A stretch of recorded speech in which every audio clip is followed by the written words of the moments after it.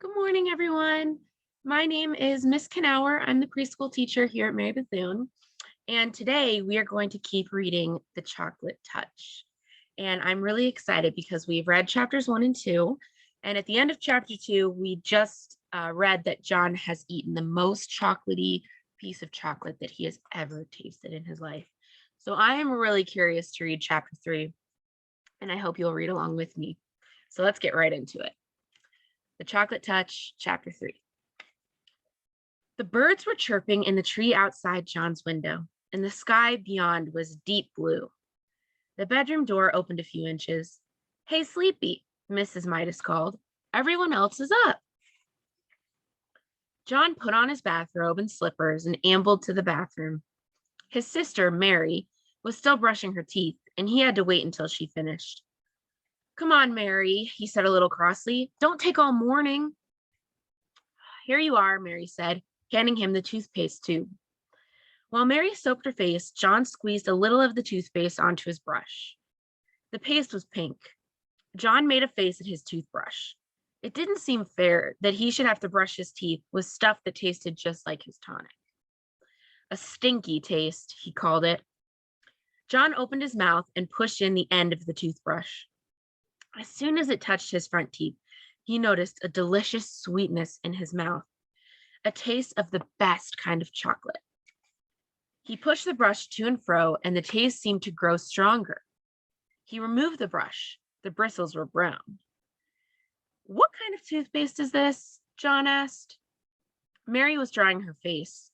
"The same kind," she answered. "It says on the tube." "Blanco Dent," John read. It was the same kind they always had. "Why is it chocolate flavored this time?" he asked. "Boy, it's good." "Silly," Mary said. "Of course it isn't chocolate." She hung up her towel and swished out of the bathroom. John squeezed some more toothpaste onto his brush and continued to brush his teeth. Chocolate again. It was marvelous, rich, sweet, smooth chocolate, chocolatey chocolate, like the single piece of chocolate from the box the night before. There seemed to be no further need for the toothbrush, so John rinsed it and hung it up. He squeezed out another bit of toothpaste onto a fingertip this time. He put his finger in his mouth and ate the toothpaste off. When he took his finger out again, it was stained chocolate brown. John wasted no more time. He put the end of the toothpaste tube into his mouth and emptied the paste onto his tongue. It squeezed out like thick, creamy chocolate. Mary looked into the bathroom. "Hey, what are you doing?" she demanded. "Yummy," was all John said. John and Mary were a little late getting to the dining room, and Mr. Midas was already on the way to his train when they sat down at the breakfast table. "John ate up all the toothpaste," Mary told their mother. Here's a picture. "Oh, you sneak," John whispered. "Well, you did," Mary reminded him, "and that's a waste." "Isn't it a waste, Mother, to eat up all the toothpaste in one day?" Mrs. Midas was serving their orange juice. "Mary, really," she said. "I'm sure John was only joking. He must have been pretending to eat the toothpaste." "No, he wasn't," Mary insisted. "I was watching, and I saw him squeeze it right into his mouth. He said it was chocolate." "Oh dear," protested Mrs. Midas. "Chocolate again. Now I know it was just a joke. He just wished it were chocolate, Mary. Come now, drink up your orange juice, both of you. Your bacon and eggs will be ready in a minute." As Mrs. Midas left the room, John took up his glass of orange juice and put it to his lips.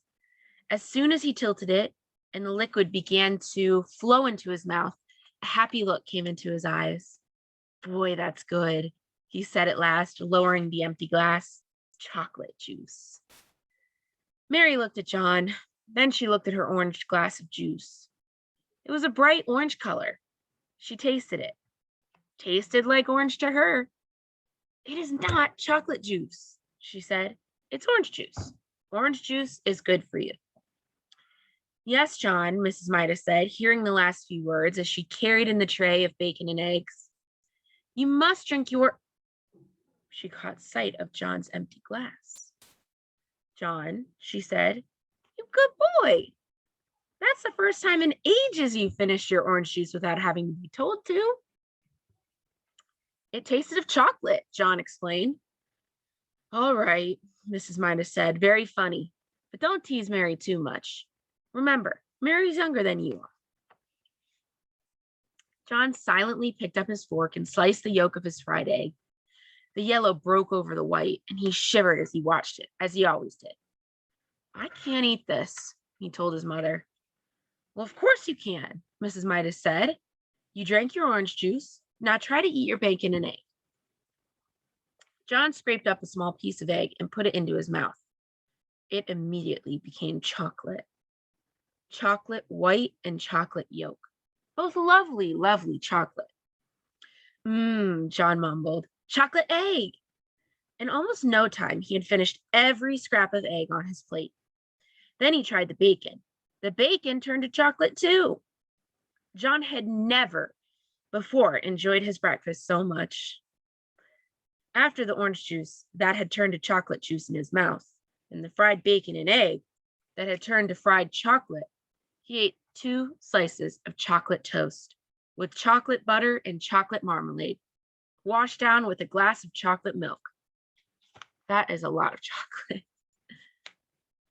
"I am very pleased with you this morning," Mrs. Midas said as she helped John on with his coat.